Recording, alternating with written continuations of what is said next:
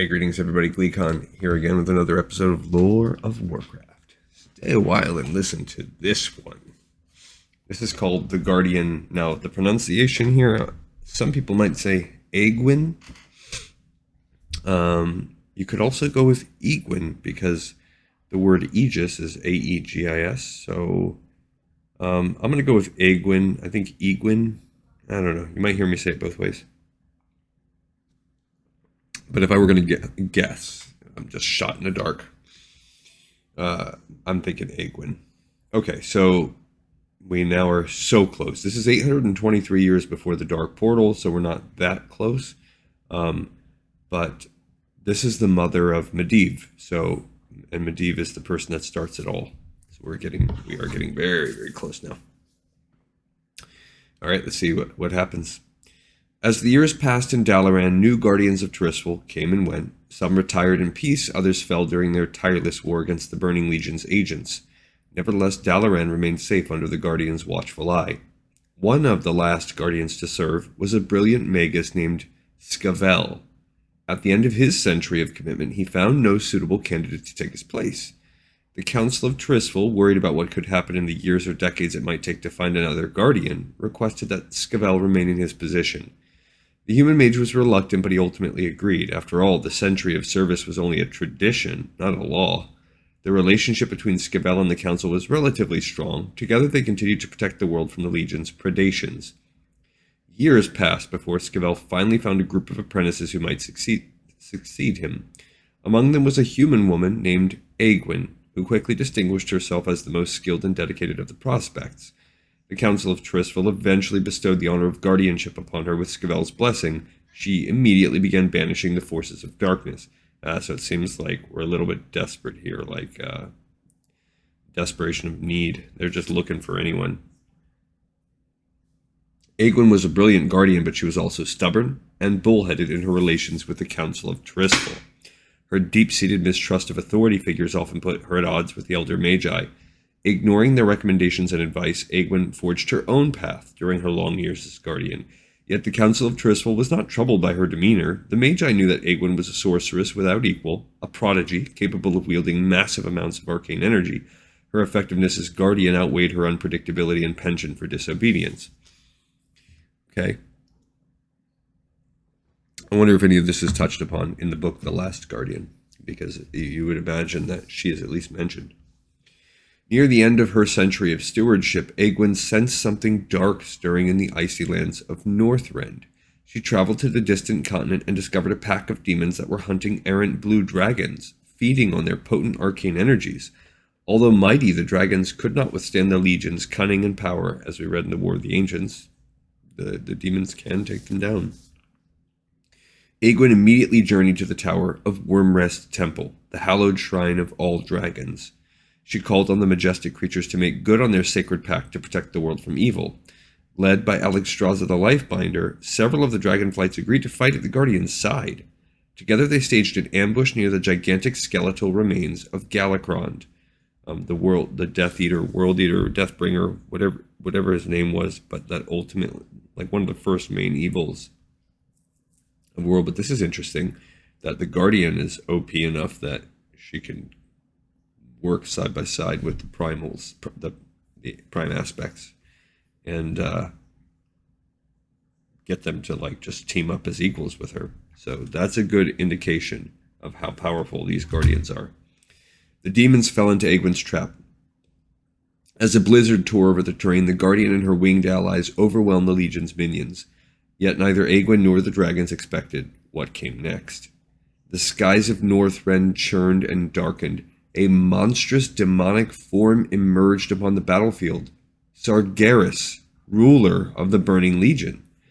This was only an avatar of the Demon Lord, a tiny portion of Sargeras' vast cosmic power, yet he nonetheless radiated great strength and fury.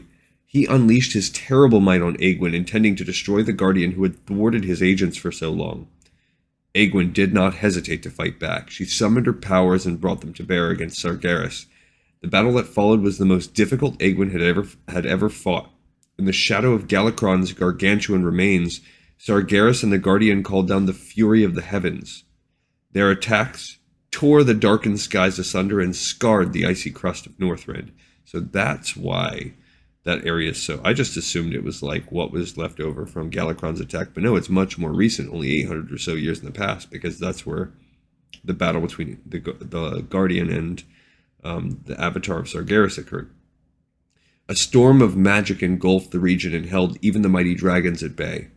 With a final relentless flurry of spellwork, Aegwynn defeated her foe, though drained from the effort. She was victorious. Or so it seemed. When Aegwynn had struck Sargeras down, he had transferred his spirit into her weakened body. There, a sliver of Sargeras' undying malevolence would remain lurking within the depths of her soul. He, impregnated her. Unaware of the dark presence hidden deep within her, Aegwynn gathered Sargeras' colossal broken form to seal it away where it could harm no one else. She considered many locations to serve as the Demon Lord's final resting place. In the end, she chose the ancient Night Elven city of Suramar, some of which had been blasted to the bottom of the sea during the Sundering. Okay, that's a weird place. So she puts his dead body in Suramar. Also,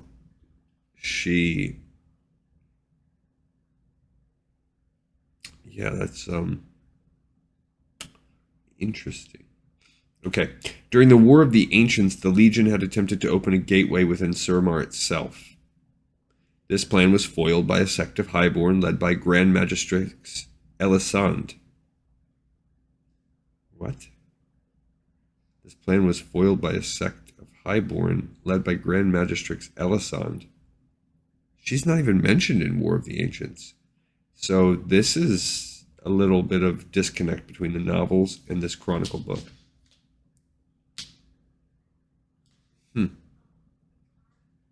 These powerful sorcerers created a series of enchanted seals to close the demon's portal and also negate nearby fell energies. When the Sundering later tore through the world, the part of Suramar containing the Legion's failed gateway was sucked beneath the waves. Okay, so yeah, that's a major disconnect. There's a discrepancy there. One, Grand Magistrix Elisande. Who is she? She's mentioned in the Legion in the Suramar storyline as one of the Nightborn. But the way that's completely two different. We've read an entire trilogy about what caused the Sundering and what canceled that portal. And here we have this second thing. And even of the Highborn, it was Dathermar, which we've already mentioned in this book, that played a big part in defecting. But yeah, this is a big, and this actually is reflected in the World of Warcraft universe. The only thing that you could think about as a possibility is that the War of the Ancients, because it involved time travel, changed some of this. But then what about her? Either way, the end result is the same, which is that the portal was negated and thrown underneath the water. It was these lost ruins that drew Aegwynn's attention. Knowing that the Highborn seals would nullify whatever evil still lingered in Sargeras' avatar, she buried the Demon Lord's broken body within the sunken portion of Suramar. Aegwynn hoped Sargeras' remains would lie undisturbed there until the end of time. I believe that's Najatar is the name of the sunken area. It's a bad spot because we also know that's where Lady Azara is kicking it with one of the old ones. I didn't know Sargeras' body was buried down there, so that's interesting too. But that whole sliver of Sargeras inside her is the key to the Dark Portal. Also, so this is Aegwynn clashing with the avatar of Sargeras and Northrend, but another key question, how? How could he just suddenly manifest his avatar? There were some demons killing off a few random blue dragons and taking their power. So that was enough to manifest the avatar of Sargeras himself. Why did he not do that during the War of the Ancients? It just seems like, yes, this is a key element, but that there's more here. And I wonder if in The Last Guardian we get a sort of more defined version of the events, because this seems like dicey. What they wanted to accomplish is to say Aegwynn had to fight Sargeras, and Sargeras, in his defeat, put part of himself inside her. And his body, his crumbled avatar's body, is still buried deep under the waves. It's a cool picture. The smoking horned head of Sargeras and his wings, and yet he's cracked, and there's lightning in the background. I mean, it's just a pretty cool. It is a cool picture. Good artwork by the person. And yeah, the end result is the same. But I do think we've got some contradictory histories here. Okay. All right, guys, let's find out what happens on the next episode of Lore of Warcraft. This one is in the pipe, 5x5. I'll see you guys next time.